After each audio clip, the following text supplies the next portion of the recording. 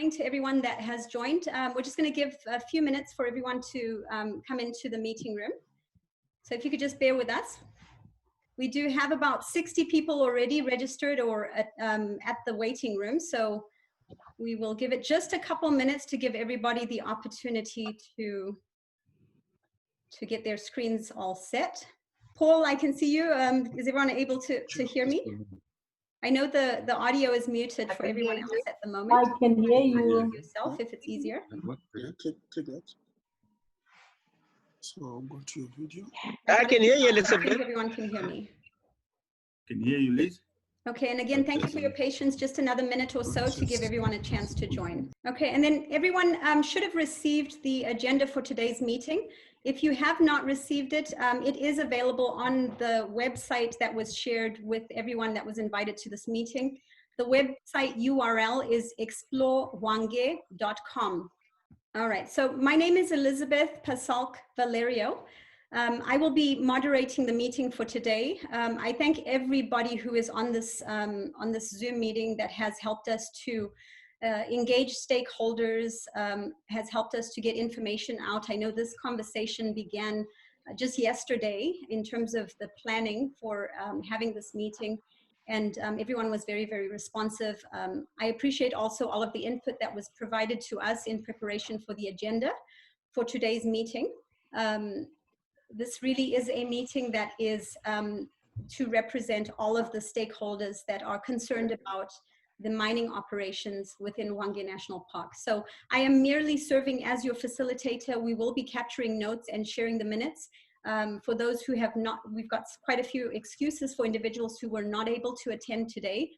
And for the individuals that were not able to attend, they will be able to access the minutes. We would like to start the meeting perhaps with some introductions. I'm not going to ask everybody to introduce themselves, but out of interest for those who are attending, I know that the wonder of technology, you're able to sort of scan and see who's on the call. But for those of you who would like to introduce yourself, perhaps what we can do to be more efficient is just allow you to speak up, introduce yourself, and then we will dive right into our the rest of our agenda.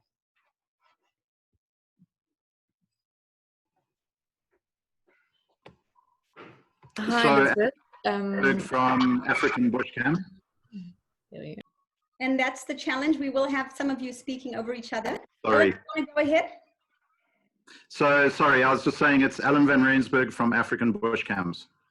Thank you very much, Alan. And if you would also just share your role at African Bush Camps. So I am the general manager at African Bush Camps. Thank you for joining us. I heard another voice. Hi, Elizabeth. This was me, Katja. I'm CEO of Hideaways. We have just taken over Nantwich Lodge in northern Hwange, and also a board member of CWF Conservation and Wildlife Fund. Thanks for organizing this, Elizabeth. It's really much appreciated, your effort. Katja, thank you very much. And again, it was not just me, it was many of us who participated. So thank you. Thank you for joining us today. Anyone else? Elizabeth, hi, it's Dennis here from Hwange Horseback and Vintage Horse Camp.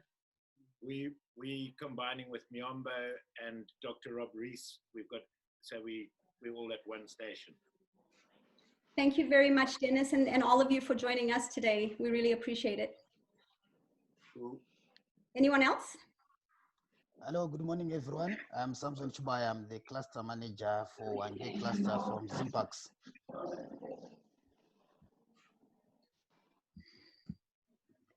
Mr. Chibaya, we thank you for joining us today. We really appreciate it. Thank you.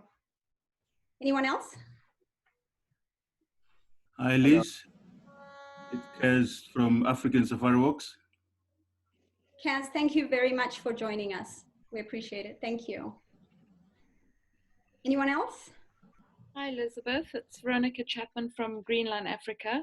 We're based in Vic Falls, work with communities, rural communities, and also involved environmental issues. Veronica, thank you very much for being on this meeting. Thank you very much for joining us all the way from Victoria Falls. Anyone else? Hi, Elizabeth. It's Richard Marsdorp, Zambezi Society. We're also facing challenges with mining in the Zambezi Valley, Chawari, and Angwa. So I'm very keen to just see whether there's a greater role that this will all play out in the end. Thank you. Thank you, Richard. We really appreciate you joining us this morning.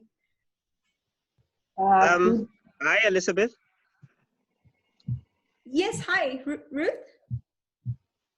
Okay, good morning, Elizabeth. Good morning, everyone. My name is Ruth Likwa. I'm from Hopefield, Zimbabwe, based in Hwange, and we are a child-focused organization, and I'm really keen to see what the future holds for the current state. Morning, Elizabeth. Hello, go ahead. How are you? My name is Fidelis Chima. I'm from an organization called Greater Hwange Residents Trust. Greater Hwange Residents Trust is a social movement, it's a grassroots movement that is concerned about natural resource governance and public policy. Fidelis, thank you very much. We are glad that you are with us today. Thank you for joining us. Hi, James Varden here, Ride Zimbabwe. My interest in this is that we've had quite a lot of experience with illegal mining activities up in the Mavurudana Mountains. And yeah, I've had quite a bit of experience with these kind of things, yeah. James, thank you very much for joining us. Hi, good morning, Elizabeth. I am Lynn Gonsalves, and I am a tour operator with Sikaliza. So we're well familiar with the lodges, safari camps in the Hwange area. Lynn, wonderful to have you here with us as well. Thank you very much. Thank you. Good morning, Elizabeth. This is Elizabeth from Pure Africa. I'm manager in that company. We're doing cruises on the Zambezi River, and we do care a lot about nature, and therefore I'm attending. Elizabeth, thank you for joining us. Great to have another Elizabeth. Morning, Elizabeth. Good morning. Hi, it's Aaron here. Aaron Chingombe, Tourism and Quality Assurance Manager, Zimpax Harare. Aaron, thank you for joining us all the way from Harare. We appreciate it. Thank you. Who else? Hi, Elizabeth. Hello, Eliza. Yes. Yes, my name is Makumire Alec, based in Hwange National Park at Menke. Mr. Makumire, thank you for joining us today. Very pleased that you're here. Thank you. I heard another. Hi, Elizabeth. Yes. It's Jenny Vandenberg here from ZPHGA, Zimbabwe Professional Hunters and Guides Association. Jenny, thank you so very much for joining us. No problem. Thank you, Elizabeth. Anyone else? Rose? Hi, Elizabeth. Hi, Rose. Hi. We did some time back when I was doing a project for community-based programs under the HSBC. I am a board member of the ZIMAX. I'm a former board member of Forest Mission. I work for the Ministry of Environment and Tourism. I was the first director for the research for Zimbabwe Tourism Authority. I do a lot of institutional memory and policy. I'm now a consultant with a company called Green Tourism Service. I'm currently also a board member of the Minerals Mining Corporation of Zimbabwe. Thank you. Madam, thank you very much for joining us today. Hi, sorry. Ron Gertley from Wilderness Safaris is trying to join the meeting. Have we maxed out on the number of people? My apologies. I've been so focused on the, we do have 30 people in our waiting room at the moment. My apologies. They will all be joining us now. Thank you for bringing that to my attention. I'm so focused on the introductions. Okay. One-man band. Evelyn from Bridgeland is also trying to get in. Thanks. Thank you. Thank you. Thanks, Ashley. All right, so continuing with introductions, is there anyone else that would like to introduce themselves? Hi, everyone. Good morning. Good morning. Go ahead, Sam. My name is Sam Mushandu. I'm a professional guide and director at Deka Safaris. Sam, thank you so much for joining us. Anyone else? Hi, Elizabeth. It's Terry Anders here from the Sinamatella Camp. And I'm sitting here with Barry Wallater. Morning, Barry Wallater. I'm representing Friends of Hwange Trust based out of Main Camp. Terry and Gary, thank you so very much for being here and for joining us for the meeting. Good morning, everyone. My name is Advocate Chinoda. I'm a lawyer at Speak Out for Animals. Advocate, thank you very much for joining us. I'm sorry, I'm going to mute everyone just because there is a bit of background noise. Nancy, I think we heard you, but thank you very much for joining us. You were a little bit muted in terms of volume. Go ahead, please. Anyone else who wants to introduce themselves? We have had some additional attendees join us, and the number is continuing to grow. I have a few more people I'm admitting from the waiting room as well. Thank you. Hi, Elizabeth. Sorry. Morning, everyone. My name is Midwa Kapesa, Zimpax. Thank you very much for joining us, Mr. Kapesa. Good morning. Good morning, everyone. Please go ahead, CNRG.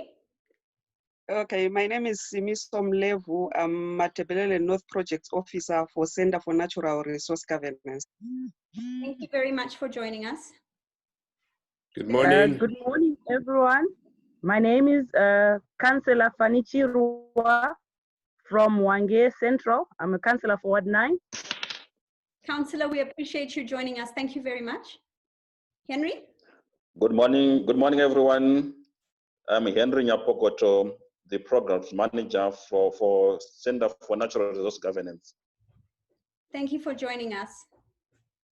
Anyone else? Thank you. I know we have... Hello. Go ahead. Hello. Trevor Lane here, Bedjan Trust. Mr. Lane, Trevor, thank you so very much for joining us. Hi, everybody. Go ahead. Sharon, this is Sharon Stead from Ivory Lodge, Cooleybush Camp. I'm also a board member of Conservation Wildlife Fund and the regional representative for Tourism Business Council. Sharon, thank you very much for joining us. Go ahead, Ron. Ron Gertley, Wilderness Safaris. Ron, thank you very much for joining us. It's Paul de Montiel here from Deteema Animal Rescue Trust based in Hwange National Park. Well, thank you for joining us today. I was a little wary to make introductions because I know we have quite a number of attendees, but I do not want to, to omit anyone. So we'll continue for a few more minutes, and then I do want to, move on with the agenda. So is there anyone else that we would like to introduce? Hi, it's Sue Mabley here from Conservation Wildlife Fund. Thanks for the invite. You're most welcome, and we appreciate you joining us. Thank you. Hi there, Shelley Cox from Africa Conservation Travel, but also I'm on the forestry board. Wonderful, Shelley. Thank you for joining us. Elizabeth, firstly, thanks for organizing this. And it's Garth Jenman here, and I'm involved with Elephant's Eye. Garth, and I have a tour company called Jenman Safaris as well, also promoting Zim quite a bit. Yeah. Exactly. Thank you so much, Garth. We really appreciate you joining us this morning. Yeah, hi, Elizabeth and everyone. Thanks for inviting us to this meeting. I'm Lenin Chisaira. I'm an environmental lawyer with Advocates for Earth. We're based in Harare, and we are a non-profit public interest environmental organization. Mr. Chisaira, we appreciate you joining us as well this morning. Thank you very much. Take care. Anyone else that we haven't had introduced? Sorry, I've got more folks in the waiting room as well. Go ahead. Hi, everyone. My name is Charles. I'm a resident of Hwange. Charles, thank you very much for joining us. Very important to have our residents as well represented here today. Thank you. Thank you so much. This is Manny Chawan from Deteema Springs. I'll be presenting Machaba Safaris.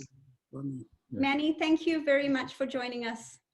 And I heard another voice as well. My name is David Kuvawoga. I'll be representing Painted Dog Conservation in this conversation. David, thank you very much. We know all the great work you do, and we appreciate you joining us as well. Thank you. It's a pleasure. Anyone else would like to introduce themselves? I have the tremendous honor also of making an introduction in behalf of our chief, Chief Nekatambe, who represents the Hwange area.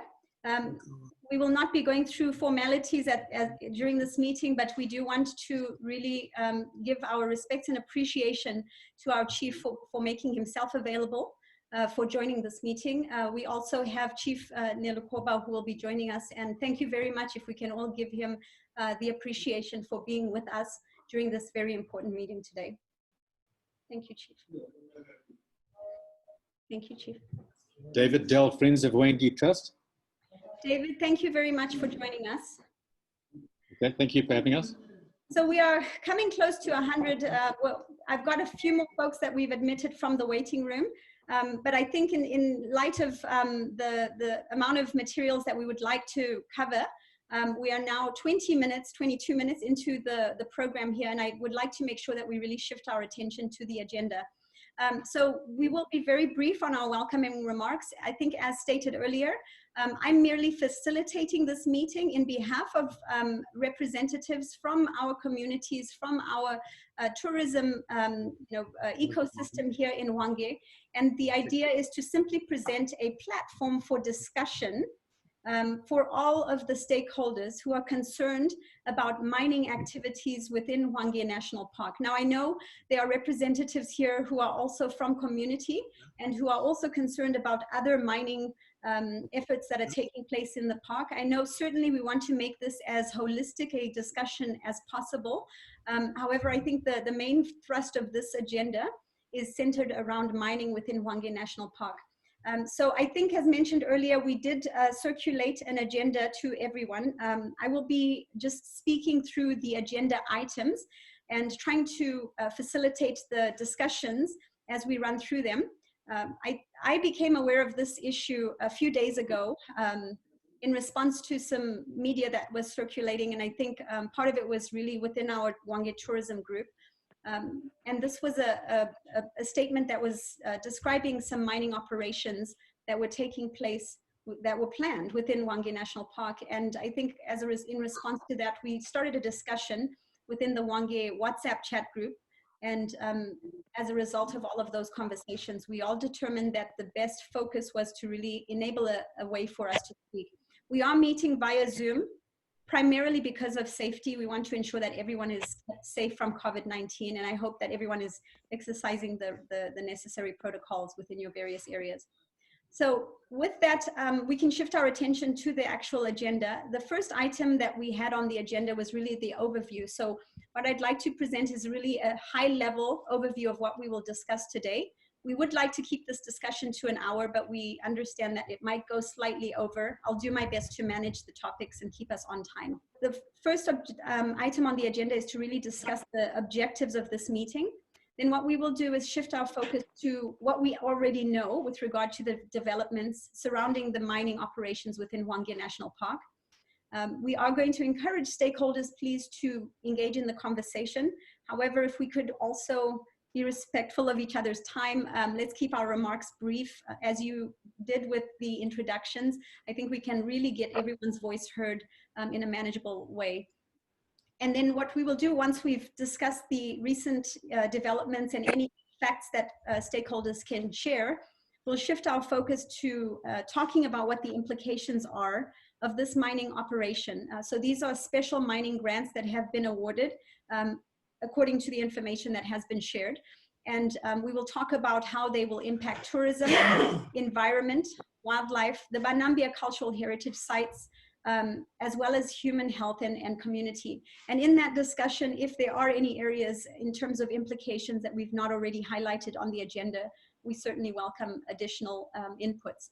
And the final topic will really be talking about the way forward.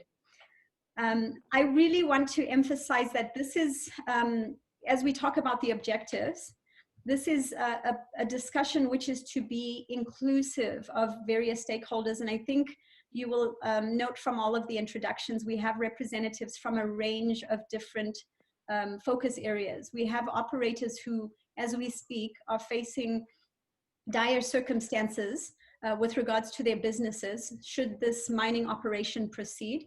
We also have residents who will be affected by the health outcomes and other aspects of this operation.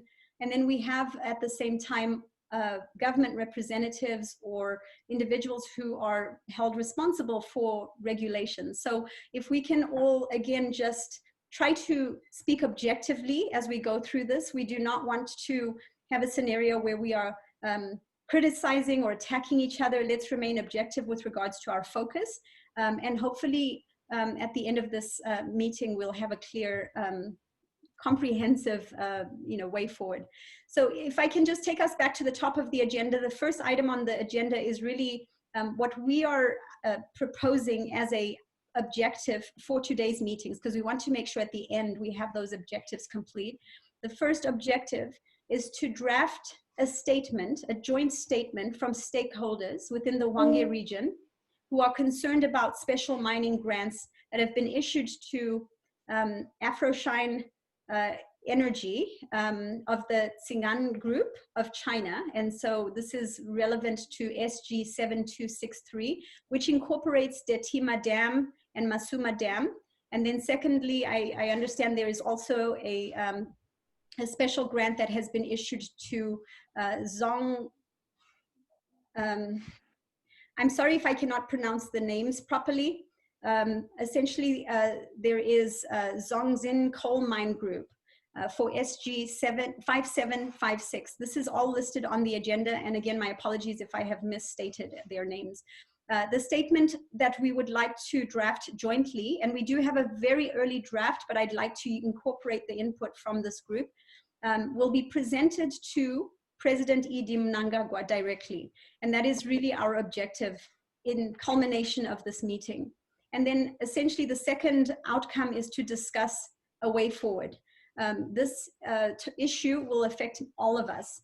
And I think it's really our intention that there will be a way forward as a result of this.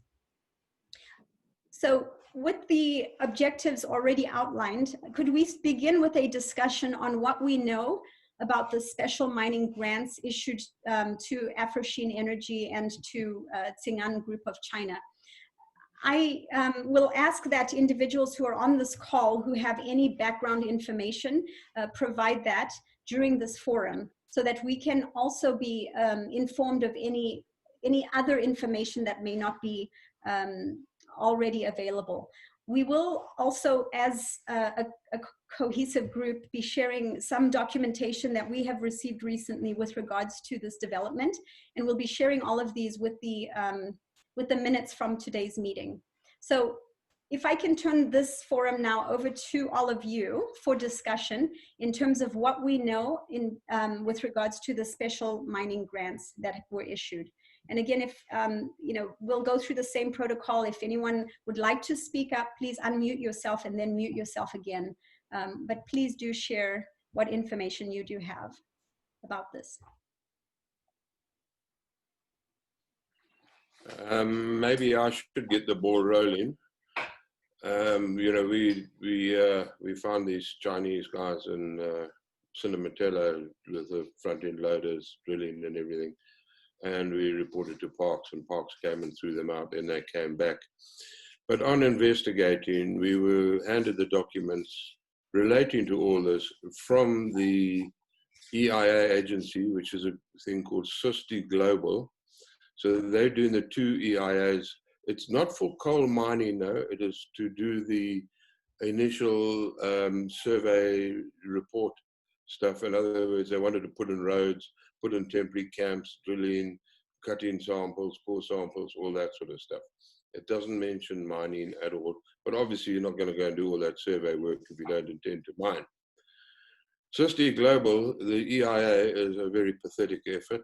There isn't a date when the EIA was actually formulated, and there isn't a finished date on it.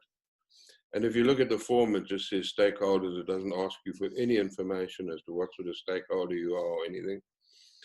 And also, if you look at it, they ask three questions. The one question is, what benefits will this bring to the park? The second question is, what detriments will it bring to the park? And the third question is, what can be done for social responsibility program? So it's a very amateurish, very poor effort. And I would say SustiGlobal didn't do They're quite willing, they sent us all the information, as I think they have to, but I don't think they expected anyone to get hold of it. And for a company that's supposed to be professional, it's a very pathetic effort. And my suggestion is people should get hold of SustiGlobal to find out, A, when this was issued, when they knew about this, and when they were commissioned to do the EIA. And secondly, when is the end of the EIA? I mean, the guys are already in exploring. Surely that's illegal if the EIA hasn't been completed. And we should know, why haven't they got a comprehensive EIA? Why is it such just these three basic questions? Thank you very much. Anyone else with any additional facts that they'd like to contribute with regards to this emerging issue?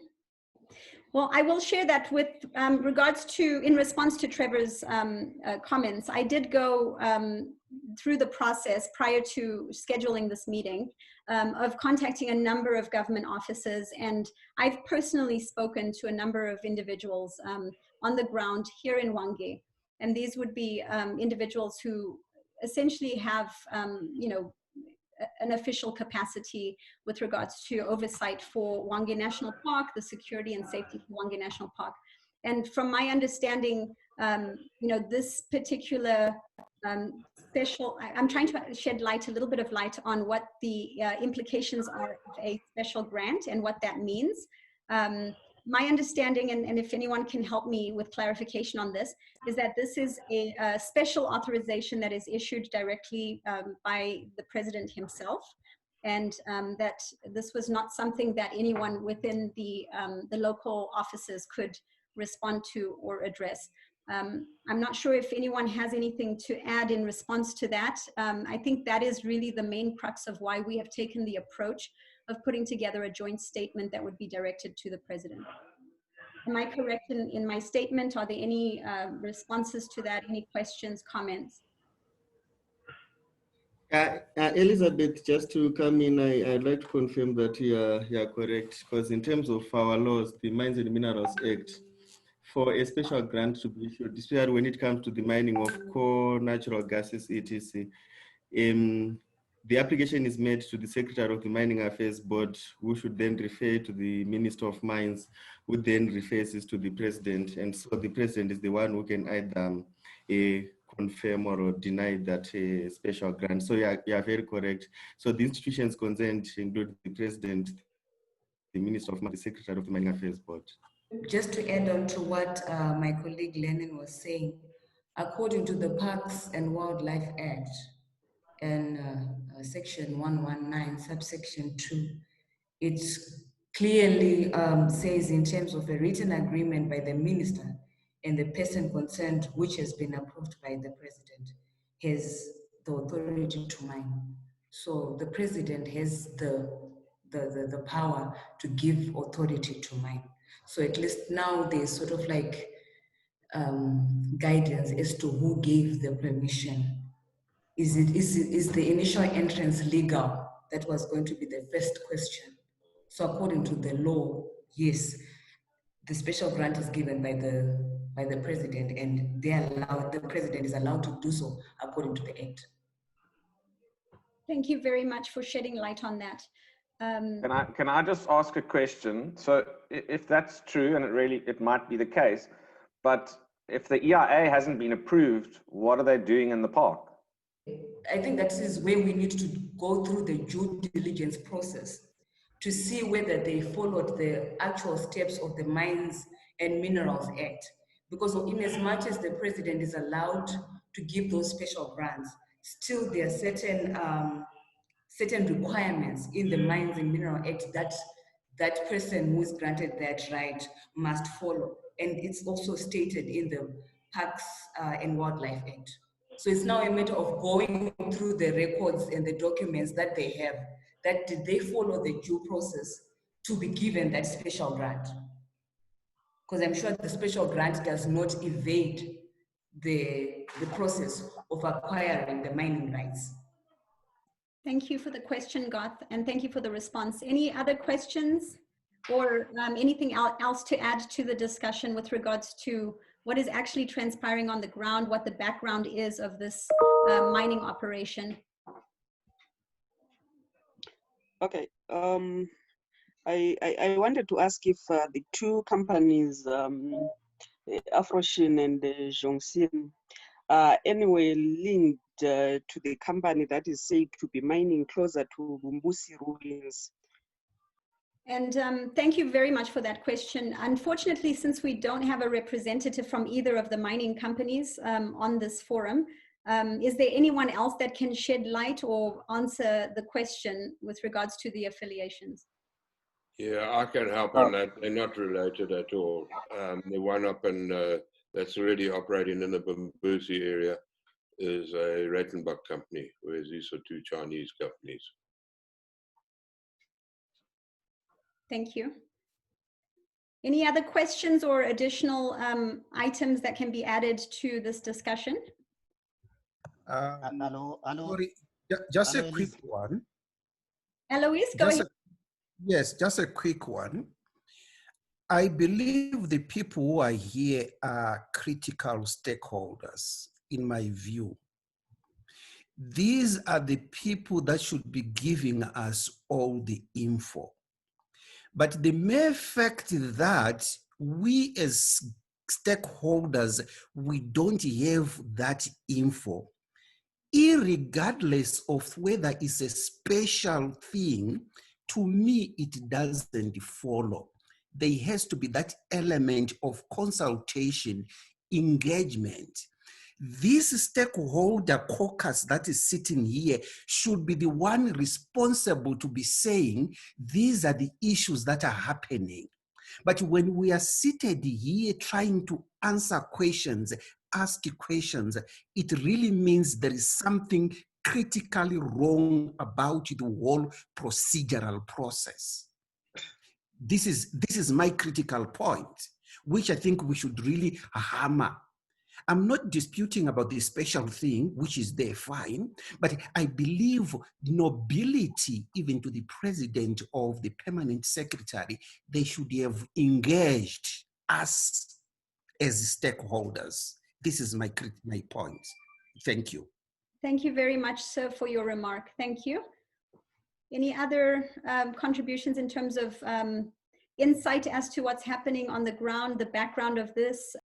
So yes, Elizabeth, just want to say, I know from our experiences up in Mavurudona that at least even before an EIA is done, also a heritage impact assessment needs to be done, and also even before that, an environmental prospectus has got to be put forward prior to anything. And also, I think that the Environmental Management Act now supersedes all other acts in this country. I do know that from prior experience. Yeah. So I don't think any due process has been followed at all whatsoever. It's a pure sort of fast track process at the moment. Thanks. Thank you. Thank you, James. Elizabeth, I was going to, following on from what James has said, I was going to ask for input from the legal team that are present here, Eva and her team, and obviously the guys from, sorry, it's gone blank in my mind, from the other organization. But what James has said about the Environmental Management Act superseding any other act, I was going to ask if there are, I understand the Parks Act has that statement that the president can make mining concessions within the park. But are there loopholes in other acts that we can use to fight this? Like James has said, if the Environmental Management Act supersedes everything, then do we have some form of protection in the other acts that we can take forward to fight this on? It would be good to have the legal team's advice. So far, with the little information that I've gathered and that we've researched, it appears as if we can probably hinge on the Environmental Management Act. Our strength coming from the Impact Assessment Act to check whether the due process was followed. The fact that we are all wondering and the fact that we are not sure whether the EIA was done means it's a legal loophole that we can look into. But I'm sure without seeing the documents I know one of our participants said they were shown the special grant, and that what is important is to see what they have, what they have gone through and what they have not gone through, for us to then recommend and say they didn't do this or they did this. Without that, it is difficult to really map out a way, a legal way forward, or to say we can use this act, because we don't know what they have and what exactly they did. But the environmental impact assessment is so far, from what I gather, is one thing that we can use to challenge the process. Oh, okay, Elizabeth. Yes, go ahead. Yeah, we actually followed with Emma, and Emma said they haven't done an EIA, but what they are only doing for now, they suspect that they're just doing exploration work, but the EIA hasn't been done. Thank you for that. I'm not a lawyer, but I wanted to check with the lawyers around if we cannot use the Constitution of Zimbabwe, Section 62, access to information, to demand information, to demand that information be availed to us regarding what is going on within the national park. Thank you. Any responses or additional comments? What about the local leadership that we have? Shouldn't they be having answers, responses to some of these questions that we're raising? Because that is what leadership is all about. The chiefs, the MPs, and people like that. Thank you. I think at this point, our primary objective is to get input from the stakeholders, and we want to ensure that we ascertain what information we have, and then essentially look at the implications surrounding these mining grants and what we as stakeholders believe the impact will be on us collectively, so we can draft the joint statement.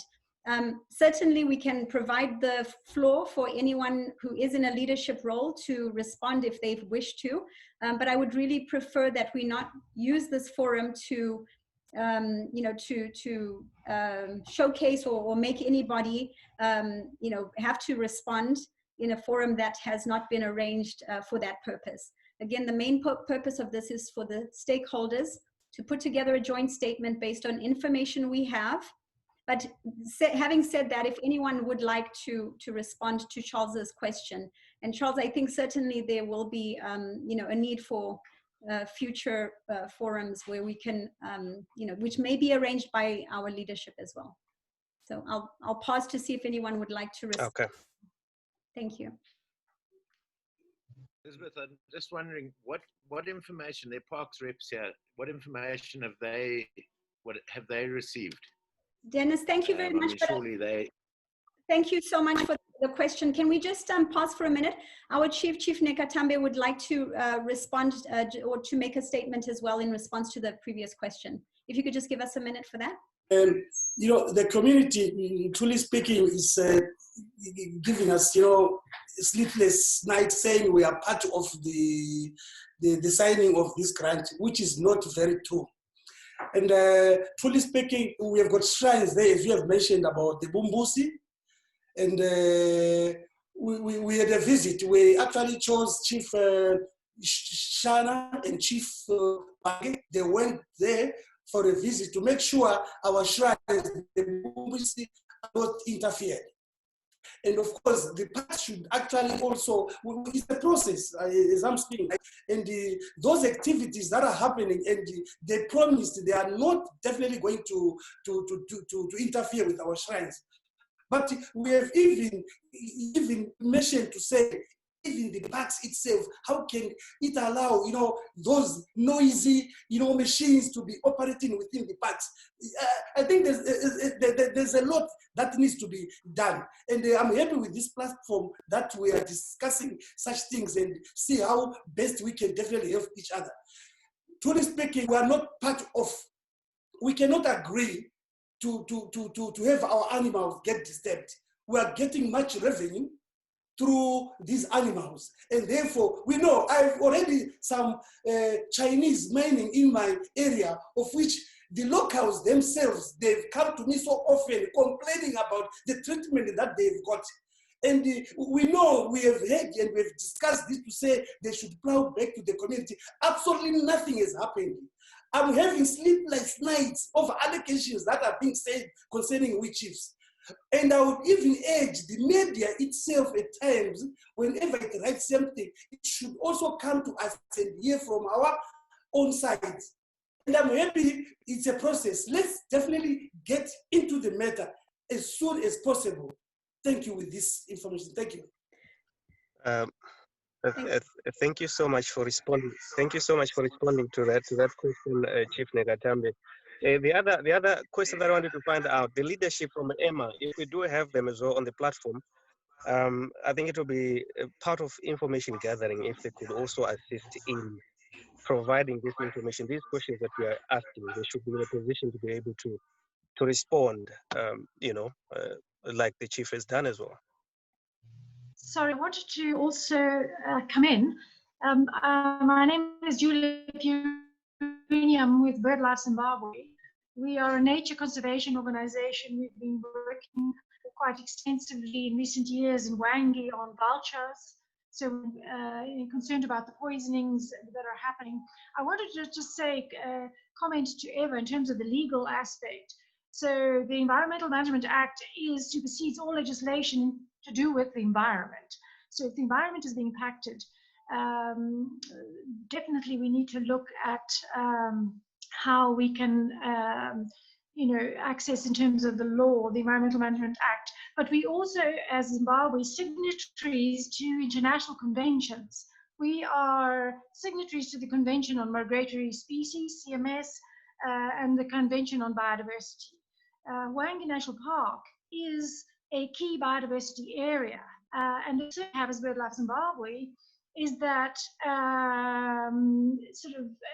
there seems to be an increase on mining activities taking place in our key biodiversity areas. There's also in Chimani Mountains, for instance, and Richard Marsdorf mentioned on the Zambezi, also key biodiversity areas. So this is very concerning. And, we also question, is this anyhow, I don't think so in the case of Hwange, to be honest, but it is of concern for us that we've been looking at how Zimparks included the issue of mining as an untapped market in their 2019-2023 strategy. What does that mean? And frankly, we don't think that it's Hwange's, it's gone right to the top. Zimparks hasn't been involved in this, but it is a concern that Zimparks has this in its strategy. Thank you, Julia. Again, I just want to emphasize that really this was not set up as an for us to to question our representatives from the various offices. This was intended more as an internal dialogue for stakeholders to discuss this joint statement. So I'm just going to revert back to that again. But please, if there is anyone from any of the representative groups that would like to respond or share, you are welcome to do that. Looking at the issue of Sinamatella, I'm just picking three things here. There's the issuance of the special grant, right, which the president offers, of which maybe the president should look at certain presentations that would have been done by line ministries, right? And that information is critical for the president to make that decision. And then two, we're also looking at the exploration work to say what needs to be done before anyone has a special grant has to do before they do that exploration. Obviously, there's any exploration EIA. Then if that exploration itself was just got a determination on how it is going to leave the environment looking like, there's the issue of opening of roads, building of camps at the exploration stage. So we as stakeholders should be consulted at that level. Then after that, we need to understand that in the event the mining go ahead, what is it going to affect and how is it going to affect us? I think maybe those are the issues that I would want us to streamline. I think there was a question that then we needed to answer is what activities are taking place as we speak? Because there is the issue of EIA questionnaires being circulated. I also understand there are activities going on. And those activities, who authorized them if EMA hasn't? So those are the findings that we need to have. Thank you. Thank you very much, Mr. Magumula. Any responses or any other comments? I am mindful that we are coming very close to the end of the time we had allocated for this call, and we still have quite a lot to cover on our agenda. Anyone have anything else that they would like to share with regards to what we know about the special mining grants that were issued, and also the recent developments that are on the ground? Mr. Chibaya, my apologies, please go ahead. Hello, thank you very much, Eliza. I'm going to make my presentation very brief, but with reference to the comment that was done by Eva, particularly regarding the provisions of Section 119 of the Parks and Wildlife Act to do with mining within parks estates. I stand to be corrected, but my understanding is that the minister being referred to in that section is the Minister of Environment. Is the Minister of Environment, who is then supposed to make a consent or an agreement with the person who is applying to do mining within parks and wildlife estate.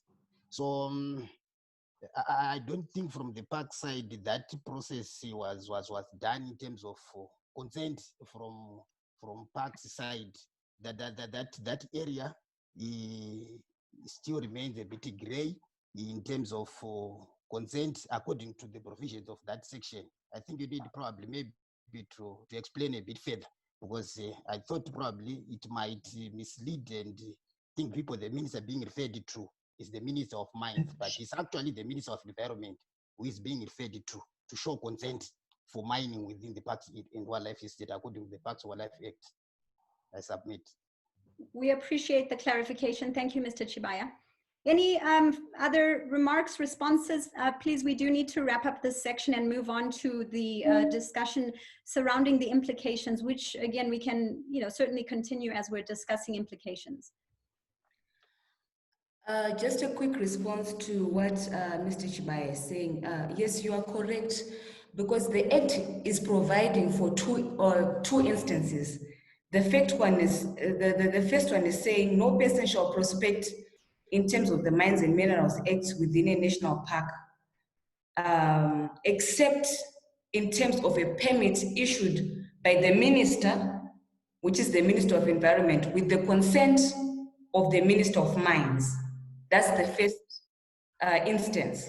The second instance is saying no person shall acquire or work any mining location in terms of the Mines and Minerals Act within a national park, except in terms of a written agreement between the Minister of Environment and the person concerned, which has been approved by the President. So I would like to believe that since we are having special grants, maybe this subsection 2 is what they used, since it's a special grant given by the President. But since we haven't seen the documents, it's hard to comment. But you are right. There are two different instances, one by the Minister of Environment with consent with the Minister of Mines, and another one, the Minister of Environment with the consent, with the person concerned, but it is approved by the President. Thank you for that. Elizabeth?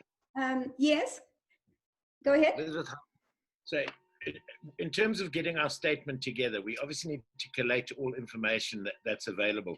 So should we not bring this section to a close by putting a system in where the people who do know what's going on the ground provide the information to you or to someone, and that information is collated, and then we have a sound base to work from in terms of preparing our statement. I appreciate the suggestion, and I agree. I think certainly that is the most efficient way for us to move ahead, because we do need to wrap up the session and move on. We've run out of time at this point. Should we not ask SustiGlobal to explain to us exactly what they have, who they've consulted so far, and what progress they have made? I mean, surely none of the stakeholders know of them, and their job should have been to consult everyone. Should we not ask for answers from SustiGlobal? Thank you, Trevelyan. I think that is a very relevant point and well noted.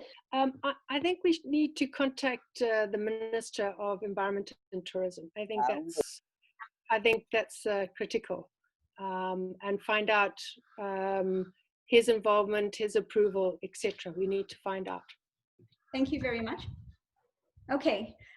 We are going to move on. Again, we are still in discussions here, and there is still room to add your additional comments, but please let's move on to the focus topic surrounding the implications of the issuance of special mining grants in Hwange National Park. Now, there have been numerous conversations, WhatsApp, messages. I've had personally many phone conversations. I know all of you have as well. With regards to what the impact of these special mining grants could have potentially on all of us as stakeholders. So we wanted to allocate enough time for us to at least talk about this, and we've broken this into various themes. So the first topic and theme would be, how would this impact the tourism within the area, and that is both domestic and international tourism. If we can open up the discussion for this particular focus, and that is, how do these special mining grants impact tourism?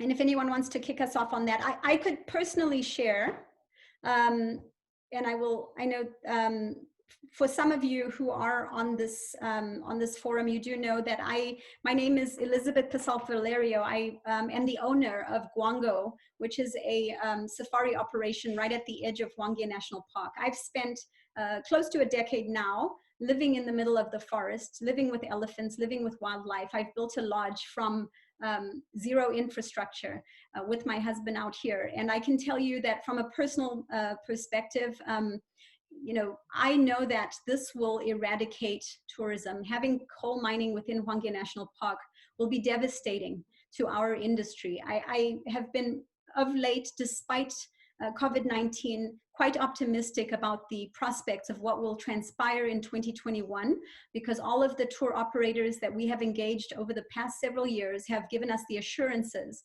that they will be coming to Hwange National Park in 2021. Despite COVID-19, we are still here, we are still building, we are still expanding our facilities. We also do a tremendous amount of work within the community, and the threat of these mining operations will literally be devastating to everything that we have done, everything we've invested in. I know that I'm not the only one that is facing that, but I know also that we have many other tourism impacts that will come as a result of the developments of mines. From just the last 24 hours, the number of conversations we've had, both from people within Zimbabwe and externally, asking why. In Hwange town, that's already being extracted. Why would we look to Hwange National Park as a source for coal mining? So with that, if I can just ask stakeholders who have any views with regards to the impact or the implications of these special mining grants on tourism, please do share them now. Well, I can see, this is Lynn Gonsalves. I represent Sikaliza, who are, we're not huge, but we're very busy, very busy. And we know the Hwange area, we know the Falls area. Most of our international clients are sent into the Hwange area to a number of the lodges. And I can only see it having totally, absolutely negative impact on tourism, both local domestic tourism and international tourism. And I think if it's at all possible to take what we've started building on this morning internationally, we need somebody super powerful internationally to get involved with us as well. And as I say, I can just see it having a massive negative impact.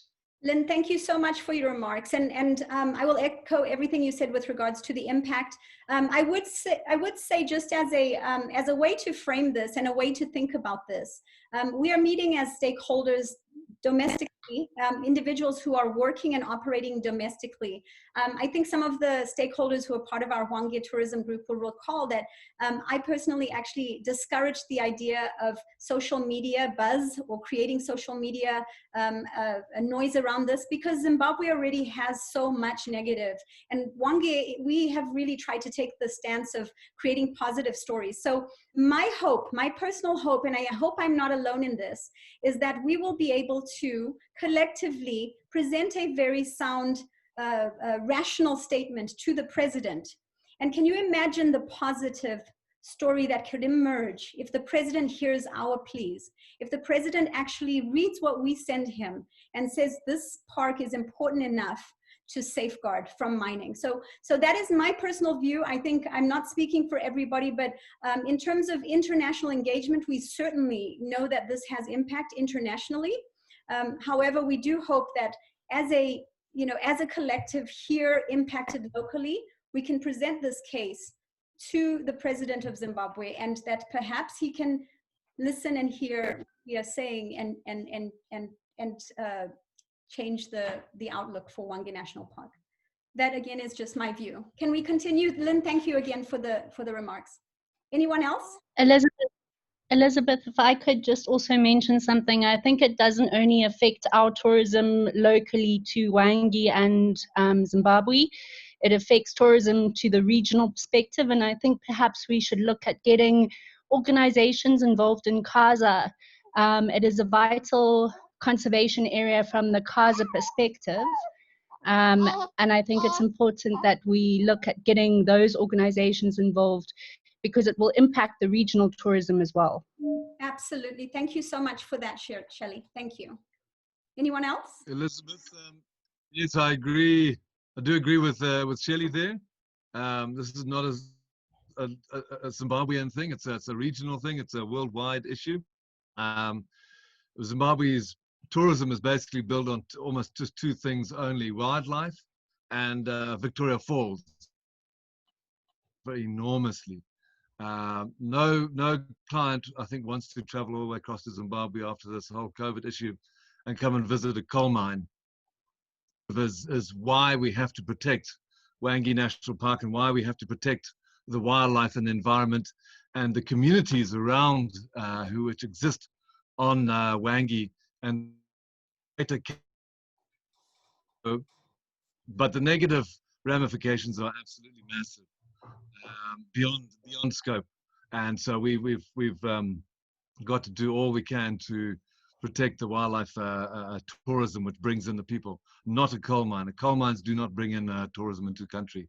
You know, we are the ones on the ground working in tourism and welcoming the guests, but literally it's the ground transportation folks, it's the airlines, it's the tour operators around the world that feed tourists to our region. So thank you very much for shedding light on that.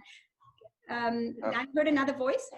Yeah, and Elizabeth, you know, your comment earlier on about not necessarily going out to the international press, but just my opinion, when when this was first what's up to me, I seriously thought it was fake news. I mean, I know of course there's the mining around Hwange Park and there's been more pressure, but for anyone to think that they can put an open cast coal mine inside any national park anywhere on this planet is the biggest joke that one could ever imagine. It's like an April Fool's.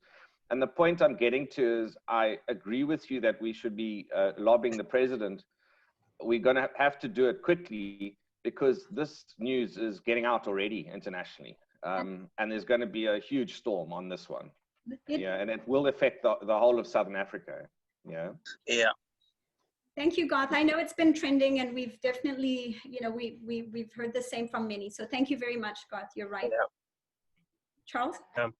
Before going international about this issue, it would be a good idea to engage with the president first Otherwise, you risk, hardening attitudes from his office if things go international before he is engaged on the matter. Thank you very much. Thank you. I would like to just add that I think discussions like this are very important for all of us to sort of obviously try and get the information that we otherwise have not received. But we also need to moderate our responses to how we approach this, because I know for a fact that Safari Operators Association, SOAS, has escalated this issue, as a lot of you have heard, have escalated this issue up to the relevant ministries. I've had chats with Dr. Fundira of SOAS President and Stanley, the Secretariat, and they are in positive discussions at the moment. So this issue was already brought to light a week ago. So it hasn't gone ignored. And I think everybody needs to be rest assured of that. It has not gone ignored. And we just need to also liaise with anyone else working on the same issue, because the most important thing is collaboration. So we're all speaking the same language, and that we don't jump the gun while positive talks are already in place. So great to have the discussions, and absolutely must be had, and great for us to put our points across. But we need to engage all find out from TBCZ, so as Zatoa, anyone else who's taken this issue up, and how do we collaborate with them so we're a stronger voice. Chennai, thank you very much for those remarks. You are 100% right. I did have a conversation this morning with the president of SOAS. I will also share with everybody who's on this meeting or on this forum that I had a phone conversation this morning with the Minister of Tourism. And I will share also that he has agreed that once we draft this statement, he will bring the statement to the president's office, and he will present this to our president. So I'm 100% in support of what you said, the more collaboration. And you will remember that we did invite all of the groups that you mentioned to attend today's forum. So thank you for that, Chennai. Any other comments? I just wanted to say that maybe under the tourism argument, or as we're trying to highlight the impact on tourism, it's important for us to bring out factual issues, bring out statistics and the amount that we potentially benefit from Hwange. If we can get the amount from Hwange and Victoria Falls, how much are we getting? How much revenue are we getting? I'm sure that would also help, as compared to issuing out a special grant to one person. How much are they getting as compared to the potential revenue that we are going to lose from the from tourism? And also not only the revenue aspect, but looking also at livelihoods. How many people depend on tourism as compared to how many people are benefiting from that coal mine? So factual information more and less emotional information will also help us in our statements to achieve our agenda.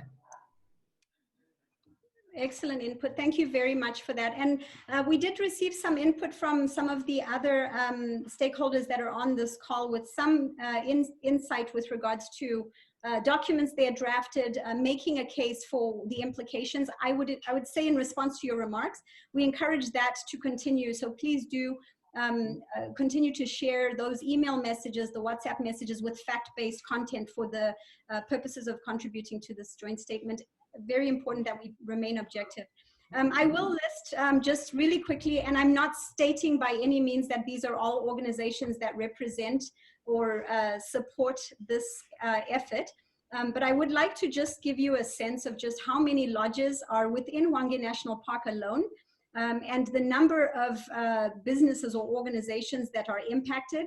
You know, we did a survey recently, and you know, there were in excess of 30 lodges that were in Hwange National Park, all of them with numerous activities as well as accommodation facilities. Okay, I think the comments that were made earlier have certainly helped us to, to frame some of these things in terms of realizing a way forward, or a cohesive way of putting together the input would be through sharing any facts that you have and documenting that. But if anyone has anything in particular that they would like to highlight at this point. Well, again, I think Elizabeth, mines that size, coal mines that size, open cast, is going to create unbelievable environmental damage to every single aspect of the environment, and also downstream pollution into rivers going outside of the park, air pollution, sound pollution, and just the devastation of every single creature within those big mining concessions, plus the impact of all the trucks, the mining trucks coming in and out of the park, the amount of human population that's going to have to be in the national park. Again, it's a huge impact, which I'm sure various people on this platform, scientists, can put together an enormous list of the true ramifications. That will be quite a big document, I believe.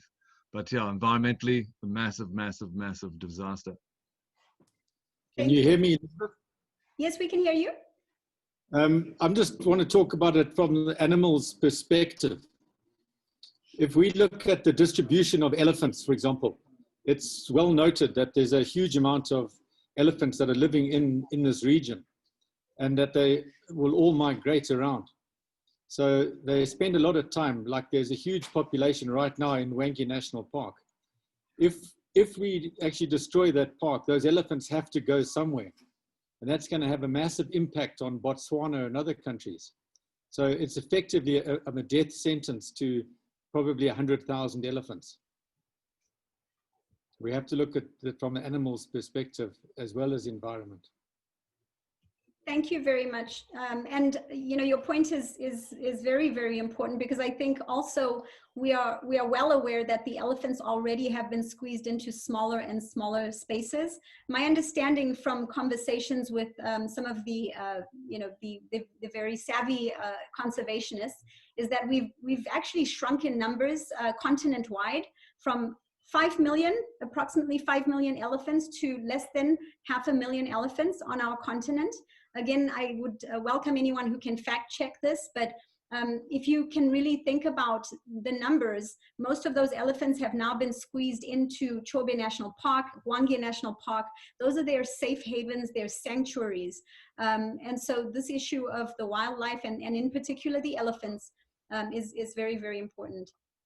Thank you for highlighting that. I know we're sort of skirting between environment and wildlife, but I welcome anyone who has any additional remarks. Please go ahead. Yes, Liz. From the tourism perspective, Liz, for people to visit Zimbabwe, there's got to be a good story coming out of Zimbabwe. I spent 6 weeks in the United States this year. I was in the United States from January. And I was there to put out a good story about my country, my passion for wildlife, my passion for Zimbabwe, my passion for guiding walking safaris in Hwange National Park. And I went through 5 different states in the United States. The name Zimbabwe is a delicate subject out there. And for people to come to Zimbabwe, like I said earlier on, there's got to be a very good story. And planting in a mining concession in the middle of Hwange, which is known to be home for 10% of the world's elephant population, if we go in there and put in an open cast mine, that's definitely not a good story coming out of Zimbabwe. And I can tell you now that it's going to destroy tourism, and it's going to destroy the dreams of many young professional guides. It's going to take backwards photographic tourism in Zimbabwe. So I'm just wondering, listening to many various comments and remarks, after all has been said and done, and these mining companies get all the legal documentation that they need, is there a way that we can save conservation in Hwange and at least build a good story for our country? Because I'm telling you now, Zimbabwe is a delicate subject out there, and definitely a mining concession in the heart of Hwange National Park is definitely not a good story coming out of Zimbabwe. Thanks. Yes, thank you very much for that.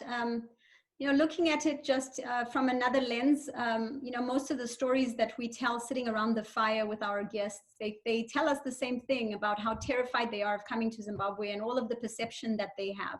But when they get here, they emphasize just how beautiful this country is, how Hwange National Park is probably the greatest national park they've ever experienced. And some of these guests have been to Africa numerous times, but Hwange is at the top in terms of the quality, the standard of what we have to offer. So your points really are resonating, and thank you very much. I'm sure all of us can agree and relate to what you've just said. Thank you. Elizabeth, I don't want to harp on that same point, and I totally agree with you about the international press. I'm actually zooming in from Cape Town.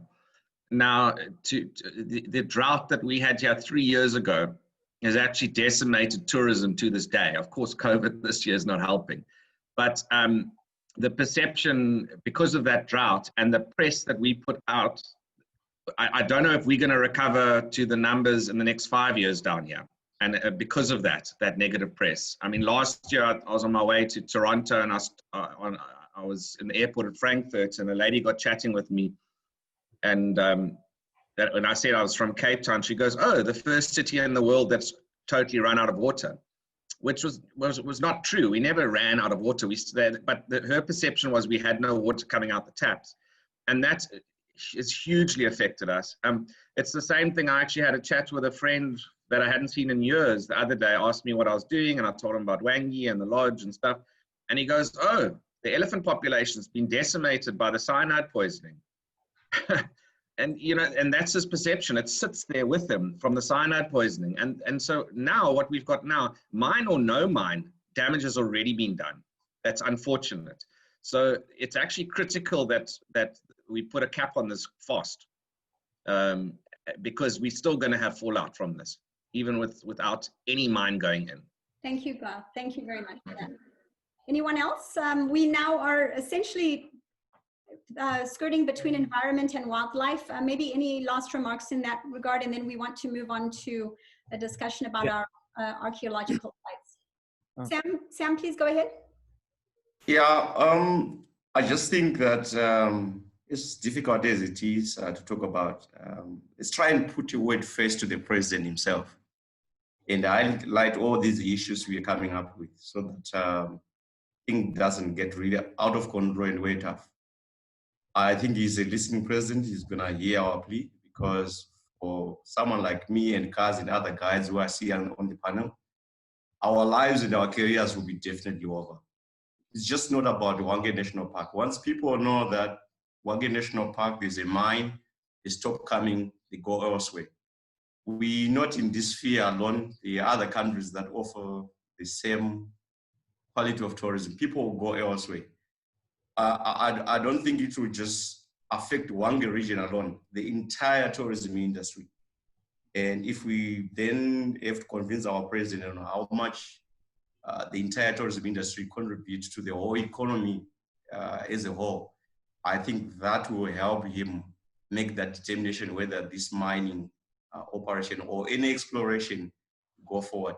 Whether we just do exploration or full-blown mining, the impact is there, but we need to have a very valid argument on why should it not happen and why it is important to have tourism still going on.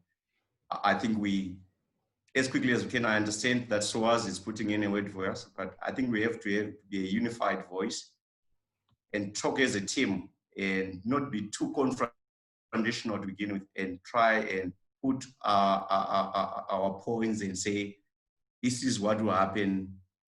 Because tourism had really improved before this COVID thing, and boom, after COVID, then we have something else. Then all of us will be practically total out of our jobs. Everyone who have invested the lodge or whatever in Hwange, it doesn't matter where it is, whether it's in the south or in the central, people would just know Hwange. Like what Kaz was saying, the word is delicate out there. Let's try and save the situation if it can be saved, and we take it from there. Thank you. Thank you for that. Thank you very much. Elizabeth, I'm not sure how this fits in, but what the chief brought up, the animals that are displaced by this proposed activity are going to be forced out into the community, aren't they? And conflict is a huge, when we live in the area, we all know about the conflict.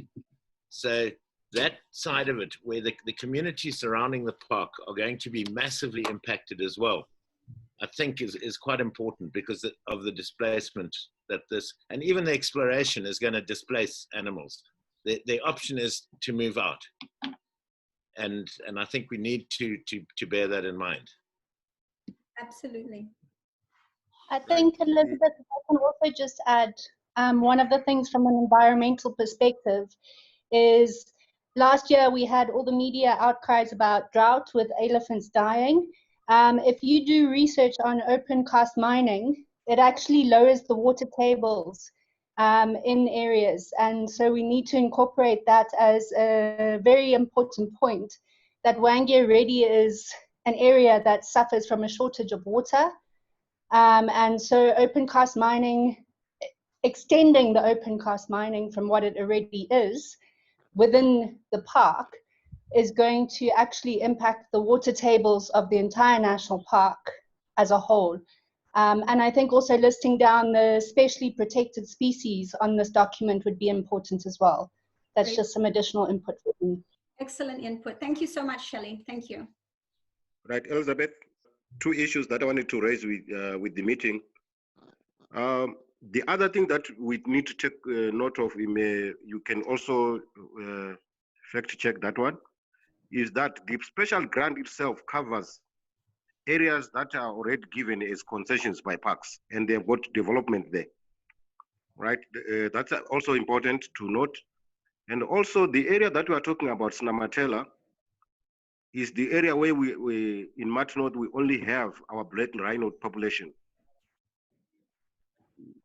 So we still have, and I also want us to also maybe go back a little bit and understand that we are here because the activities that are taking place in the area that we are talking about never are not happening because we were consulted, which means, despite the fact that there is a special grant, which means the current activities that are going there are illegal. We need to take that into mind. The current activities are illegal. You can only start exploring after consultation. Thank you for your remarks. Thank you. Anyone else with regards to environment, wildlife, or tourism? Yes, I just wanted to highlight something that perhaps is not really appreciated or here, but the issue of sentient beings, the animals being sentient beings. They have feelings, they think, they have families. So by disturbing the natural environment, it means we are also potentially disturbing their production. The potential numbers we're supposed to benefit later in the future, the genetics. Once they breathe, whatever, once they listen to that noise, once they whatever, the nature of the animals that are going to be born even later on are also potentially going to be affected as a result of the dust, the noise, the environment that is going to be created. So it is important to highlight the importance of preserving the natural habitat as it is. Because those animals thrive in that environment as it is. Once we introduce too much human activities, we affect the quality of the animals, we affect the potential numbers we're supposed to be continuously getting in 20, 50, 60 years from now. Thank you very much for that. If I can just add to that, not only our animals, but also the biodiversity in terms of our plants and we have in this region a tremendous amount of indigenous knowledge. We are exploring currently ways to leverage and elevate the community by studying and understanding indigenous knowledge. I'm a biochemist by background, and it truly is this ecosystem is incredibly fragile, and the implications are far-reaching, including both flora and fauna. So thank you. That's a very, very important point. Anyone else? Hello. Yes, we can hear you. Yeah, I think with us, the loss of quality habitat is definitely one of the major threats to, I'm sure, to all wildlife, but specifically to painted dogs. And we are worried because we have recordings of many dens over the years that the dogs have used in those areas that are highlighted in the grids where the mining will happen. So tourism is attached to wildlife, definitely, and wild places. So once that is disturbed, both will be out. Also, someone talked of the human wildlife conflict issues that will arise from the displaced animals. Definitely that will happen again. It's unfortunate that we are having this conversation because it's a result of lack of communication that has happened between, obviously, the powers that be and the stakeholders on the ground.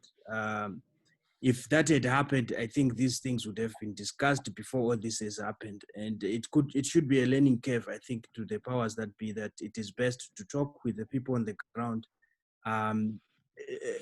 Even though probably they have these powers vested in them with the law, etc., etc. But people on the ground have a big stake in all these issues.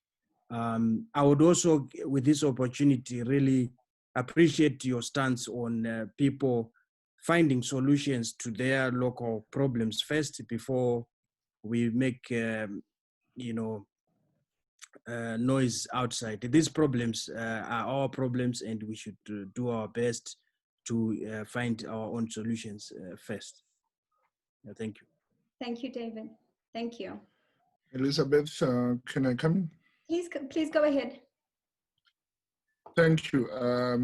I work with Center for Natural Resource Governance, and recently we produced a report on human-wildlife conflicts. And I just wanted to buttress the point raised earlier on of how this encroachment in wildlife habitats is actually increasing human-wildlife conflict in communities around places like Hwange. And I just want to give you some statistics that in 2016, 40 people were killed by elephants. In 2017, 20 people died because of this conflict with elephants. In 2019, 42. And in 2020, already 50 people have been killed. And of these, more than 25 are elderly women.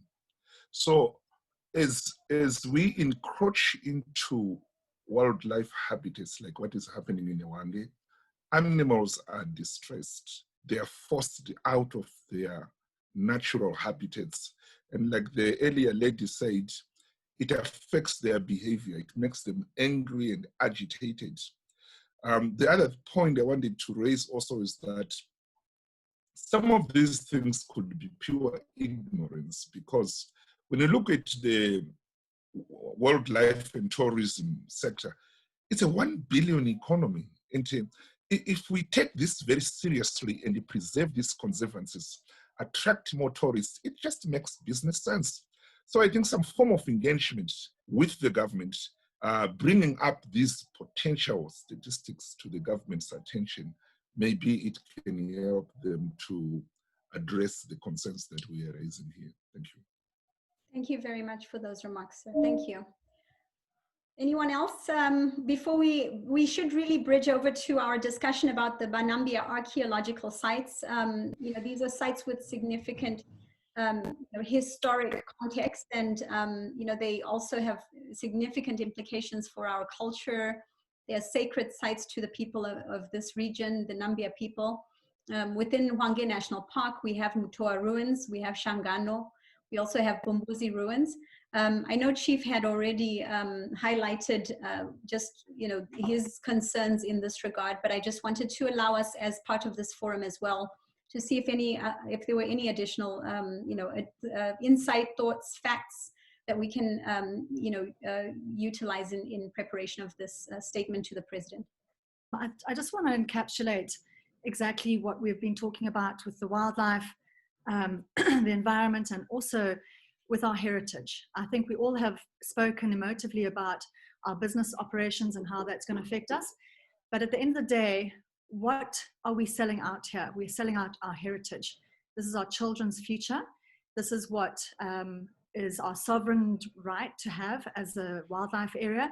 And I think that we need to be cognizant that this is now going to take away the livelihoods of Sam Shandu and Kaz and you know, the people who are benefiting from tourism in this place, not just us who have got a vested interest in this area, and our children. And if we're going to set a stage now or a precedent that these sort of things are easily done and just given away to other countries like China, and also not disregarding the fact that this is a fossil fuel. Fossil fuels are now no longer part of the future.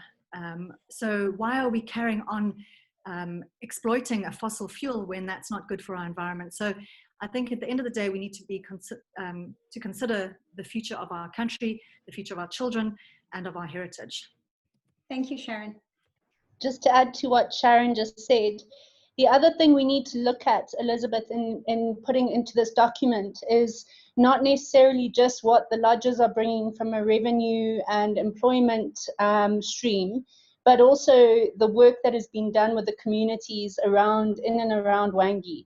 I know that there is a huge amount of schools that are being supported by the lodge operators. There's boreholes that have been put into the communities.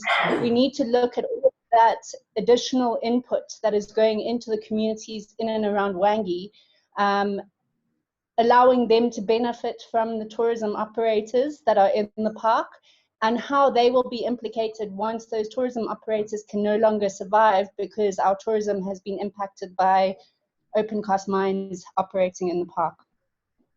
Thank you very much, Shelley. Very important points. Thank you. Have we mentioned yet that Hwange is also part of CASA? Has that been mentioned? Because that's an important, there's a lot of work going on in CASA, and their focus is the wildlife dispersal corridors. And so that's also an important aspect because it's an integral part of CASA. Thank you, Julia. And it was mentioned very briefly earlier that, you know, and this certainly has significant impact in terms of transnational, you know, agreements and relations. Does anyone want to add to that and maybe shed light, you know, in terms of facts that could be included in the report?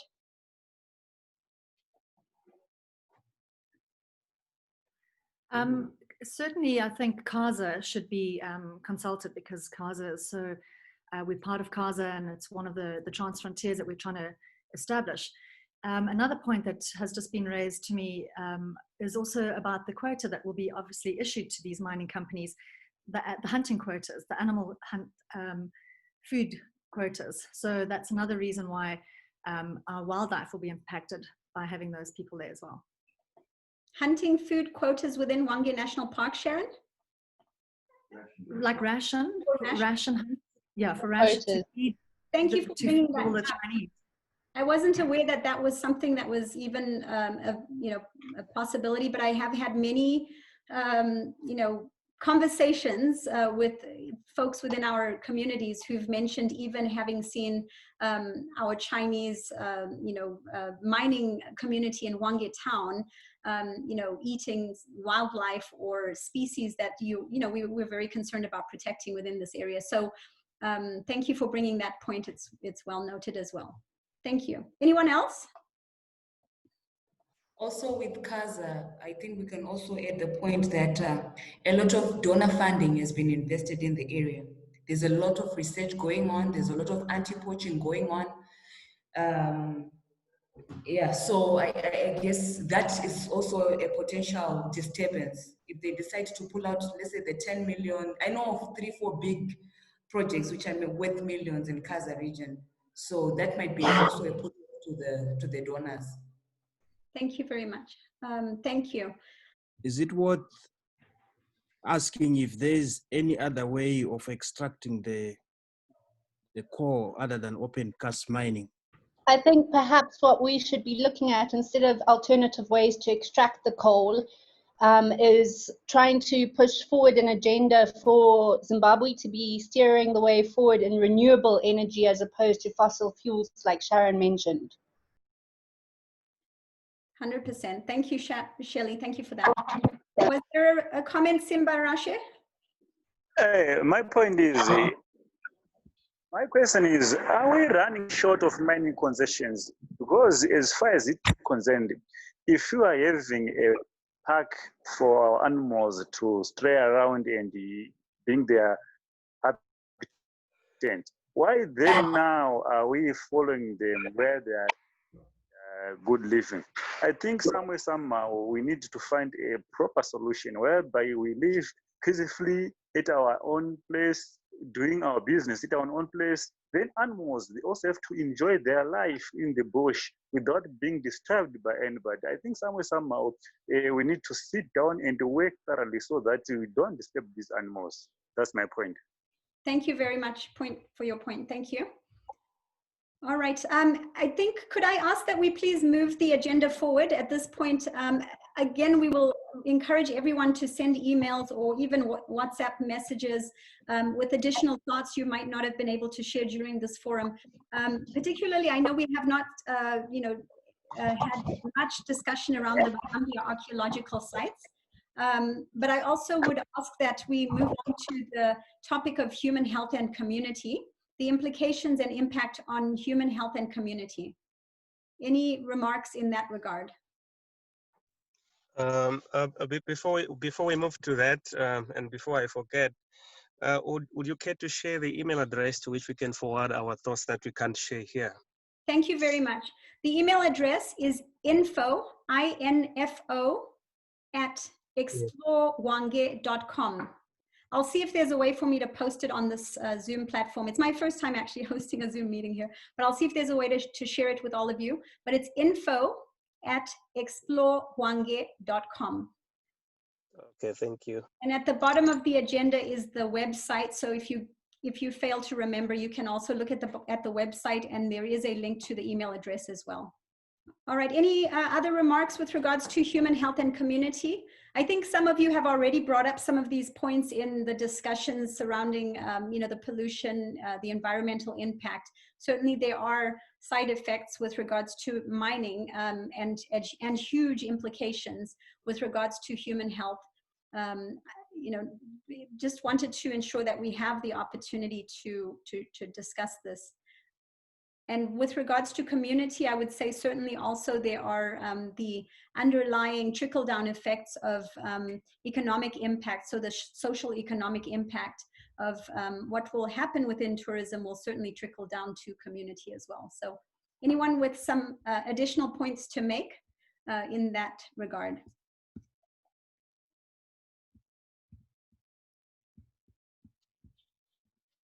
And I do realize, again, we are far behind schedule at this point. So in the interest of moving us forward, again, please do send emails, any thoughts you've got, any notes you have, any documents or facts you'd like to share. We'll try to be very efficient in collating and integrating everything that you share, including these minutes as well. And then we are asking if anyone would like to assist in helping to put together the document. Let's just move on to the topic of the way forward. In order to really summarize, I'd like to just emphasize, so the idea of today's meeting is to draft a joint statement from the Hwange Area Stakeholders, and this I'm considering really a, we're a region that's all impacted. So when we say Hwange Area, it doesn't just mean individuals on the ground in Hwange. Certainly that the implications are far broader, we understand that. But to draft this statement, and have this statement presented to President Idi Mnangagwa. This statement will be delivered directly to the Minister of Tourism. Just in terms of way forward, I know one of the stakeholders during discussions had brought up legal avenues.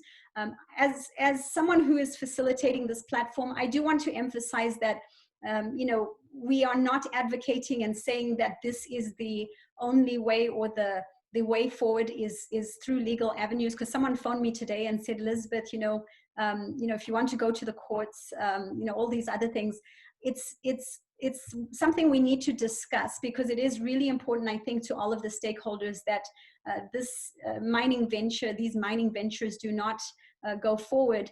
We are advocating for a statement to the president and hopefully a very quick response and hopefully a positive outlook for the future for all of us.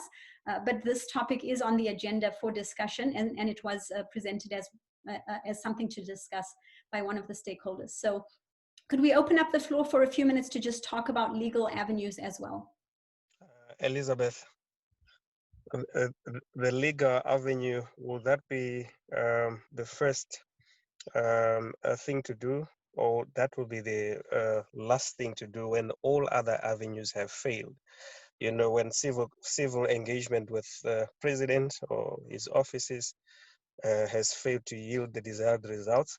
So probably legal avenue should be the last thing on the agenda. Charles, is that you, Charles, asking the question, or I'm sorry, it's Charles, yes. I am the one asking the question and suggesting at the same time. Thank you very much. And so I'm going to open this up for discussion because, again, this is about us all agreeing as to the way forward. It's not my opinion or one person's opinion. We are all impacted by this. So let's open it up for discussion. Thank you. Right. If I may come in, Elizabeth. Please do. Yes. It's a bit tricky. It's two ways. If we engage the president, which is the best thing to do, and the results are in our favor, when we go to court, are we then taking the president to court? So probably what I might suggest now, if legal route is not the best way to do, because my understanding is that there are activities which are happening, which should have happened post-consultation. This is my worry. There are people already on the ground doing explorations before even the EIA has been approved. Right. So maybe the other way to do is to ask EMA to stop the explorations while we are also taking the route of consulting with the Office of the President. EMA has got the right to go and stop those explorations until a comprehensive EIA has been done. Thank you for that. Do we have any other remarks? Thank you. Yeah, I'm of the opinion that perhaps a parallel process can be done. First and foremost, since you'd already engaged the minister, maybe if we can perhaps engage parks, try and get information from them so that we can, just going through the bureaucratic process, because as far as I've learned, as far as I've seen, normally when you do joint statements and when you try to lobby or when you try to, it takes time, and sometimes it might be confrontational and we might not achieve the results we want. So if we might engage parks and engage the ministry and also sending that statement to the president, that would be good. But when we're saying we're taking the legal route, we are not taking the president to court. What we're just saying is, can we know the documents that these companies have and check whether they went through the due process? Because if they didn't go through the due process, then it means the companies have to answer for themselves and follow the correct procedure so that everything can be rectified. Indeed, thank you very much. And I think you can see from this forum that there are representatives from the bureaucratic, offices as well. And they are listening and, certainly engaged. So I agree, we do not want to take a confrontational approach. However, your suggestion for a parallel process has been noted. Thank you very much. And please, again, this is not my decision. It's something that we want to hear from everybody and hear your opinion about what we should do. And then hopefully we can start to explore the avenues forward. I will say that there have been already some messages sent through that there have been offers for legal support in this process. To add on, yes. If we are to follow the proper legal route to get an effective, quick result, filing an interdict at the court would be the solution. To say we don't know who these people are, we don't know what they have, we don't understand what's going on. Can they please stop the operations? Elizabeth. Go ahead. I think we just need to understand what we mean by a parallel process. Because if we talk about a parallel process, my understanding is that we are taking the legal route at the same time as engagement. So I think we just need to be careful if that parallel process is not going to give a different message to the person that we are wanting to engage with, you know. So it will come across as confrontation already if it's going to be there is a legal route that's being taken behind the scenes. I think the best that can be done is like what the previous speaker said, an interdict. I think an interdict is the best that can be done at the moment while you engage, while we engage with the president. Charles, thank you for those remarks. Noted. Thank you. Anyone else? Elizabeth, what about, I mean, this whole legal stuff should be done immediately to try and stop this, but in the long term, to make more awareness about this, what about doing a documentary on, you know, a video documentary on the ramifications of what this is going to have with the communities, with the people, with the stakeholders, with tourism, with government. And we've done many of these documentaries over the years. We did one in Ethiopia. And for example, in Ethiopia, the Chinese went in there and they took over the entire Omo Valley National Park, which is close to 2 million acres. And they turned it into sugarcane. And the migration of all the animals across the Omo River into the national park was stopped and all the animals died. So the effects of this is just going to be absolutely massive. But if you do a documentary on and interview scientists, interview conservationists, interview the stakeholders and all of that as a more of a long-term thing and to promote more awareness about this, that's just another idea. Martin, thank you very much for that. Anyone else who had some comments? Yes, Elizabeth. I just want to also take into consideration the current quality of mining around the Hwange area. The road leading to Sinamatella, the road leading to Deka Drum, you know, the road leading to Victoria Falls. I've been in Hwange for years and this has never happened.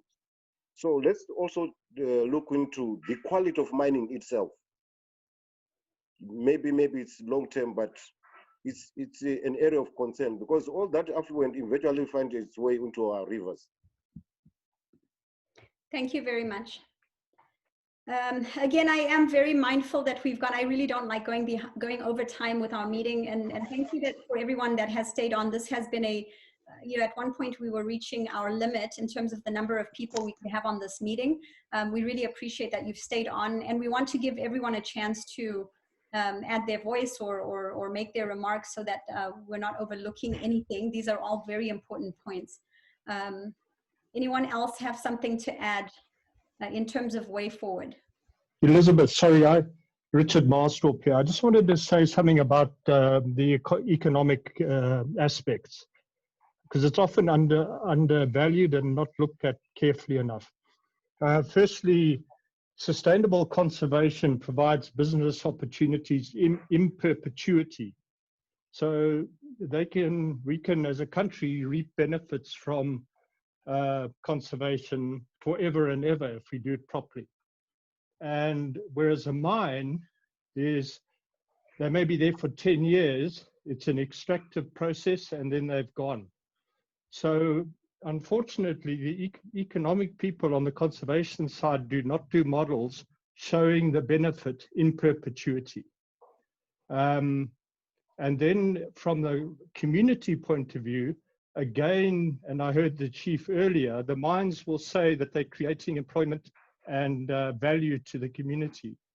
The majority of times, the mines bring in skilled workers, they bring in semi-skilled workers, they actually bring in their contract workers from somewhere else, and the benefit to the local community is largely very marginal. So I think in approaching the president, the temptation is that mining adds value to the economy, and it might do in a small way for a short period of time. Conservation provides value to the economy forever. And then just to mention, the earlier speaker spoke about extracting the coal in some other manner. When you're extracting low quality coal such as this, the only economical way to do it is open cast. So it's sort of open cast or nothing in terms of this particular, the Hwange coal up to 30 meters deep. But I really want to ask all people listening to spread that message that conservation adds value in perpetuity if it's well managed. There are very few other businesses on the planet that actually do that. Thank you. Thank you very much. I wanted to say my apologies, my phone went off, but I switched on to another one. I wanted to just perhaps suggest a long-term solution on local stakeholders investing in educating our local authorities, because for the president to perhaps grant that, he is also advised by people who run who run these resources. So as local stakeholders, if we can also just invest in educating and policy reform, so that when the law is amended, we are sure and we are certain that there is no mining activity that will ever happen in a park, to just bring a solution that is permanent and not only to do with it, to just focus on Hwange. So educating parks, educating Ministry of Environment, educating our communities, I think is something that we also need to just do as a local community and not wait for donors to fund us to educate one another. Thank you very much. All right.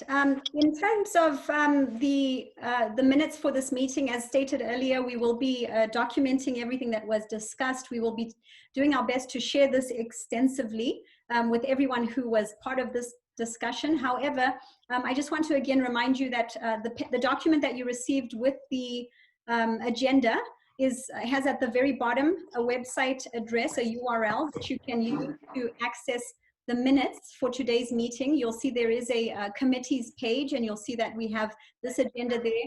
The minutes will be posted there as well. So please do, follow up, take time to review the minutes, as we would want to make sure that they are accurately reflective of today's meeting and proceedings. Again, we just really want to take the time to thank all of the representatives coming from across Zimbabwe, as well as those who are concentrated here in Hwange to discuss this very important issue. We also want to thank and appreciate our representatives from the government offices who did join us for this discussion and who have listened in to all of the remarks that were made by all of the stakeholders in this very important matter regarding the special mining grants. I do not feel equipped to share closing remarks, but I do want to just express in behalf of all of the leaders that are part of this phone call, in particular, in behalf of our chief, just how much we thank you for coming together to protect the resources in this region, and in particular in Hwange National Park.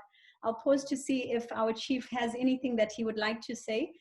I'm very, very happy to say that this has been a very fruitful meeting, and I urge you to engage with our listening president as early as possible. I think he can definitely cancel this special grant with immediate effect. I thank you.